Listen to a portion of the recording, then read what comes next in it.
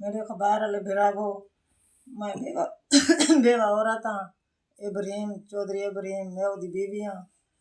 मेरा घर वाला फौत थे, मैं कूड़े घेन गेन उधर सुतेले बैठे। ये मेरा छोटा जिहा बच्चा है, मैं कुत्ता घेन के घेन मेरे को जेवर आई मेरा 3.5 तोले, वो मेरे को घेन की देने वाल मेरे नाल लड़े वाल मेरे को घर इधर वापसी मेरी अम्मी और घर बजा दीते ने।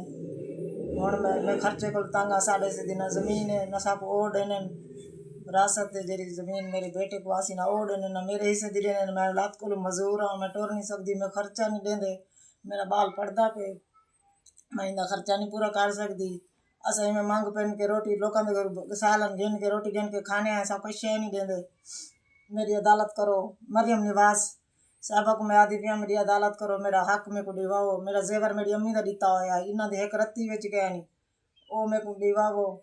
मेरा जेवर दे मैं बीमार थी नहीं, मेरे कोई थी नहीं, मेरे को पैसे क्या नहीं, मैं अपनी दवाई घी नहीं, मैं अपना बेच के अपना कोई खर्चा तो कर सकती हूँ, मेरे को नहीं देंगे। मेरे को जलील की करें ब्लैकमेल करें बे जमीन ना गिन गिन इधर जेवर मेरा ही वास्ते रखी करें बेको इधर जेवर हटा दूँ वाले सारे को सारी जमीन अपनी गिन गिन सी हिस्सा।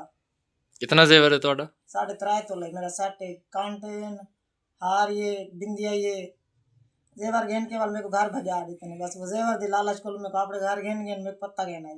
तो जमीन ਤੁਹਾਡੀ कितने हिस्से जाती है? जमीन सारी आंदी है मेरे हिस्से दी मेरी अठोक जमीन है आसी मेरे पोतरी लायक भी गया हुए सी सारे हिस्से दी। हुण मेरे नाल अगे मैं वो करे ना हुण मेरा फोन ही नहीं सुनदे। तो हुण जमीन किंदे कोल है जिहड़ी ਤੁਹਾਡੇ हिस्से जाती है? पहले वाले जेरे सुतेले बेटे नु दी पहले वाली बीवी है उना कोल है। अच्छा, साकू कुछ नहीं देंदे, ताकू कोई शय नहीं दित्ती?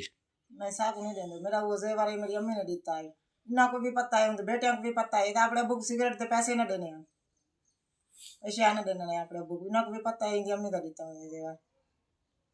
तो कहीं ना कोई आसरा वो कराए कि ऐसा गिनवा के इसमें? हाँ उन्होंने जरा चाचे उन्होंने जितने भी आते हैं मैं सारे को गई हूँ, कहीं ने भी कोई मदद नहीं की थी? उन्होंने उनको आखे पहले दिन हाँ फसल च देने वालवाणा च देने ही में करेंगे करेंगे 2 साल गुजर गए।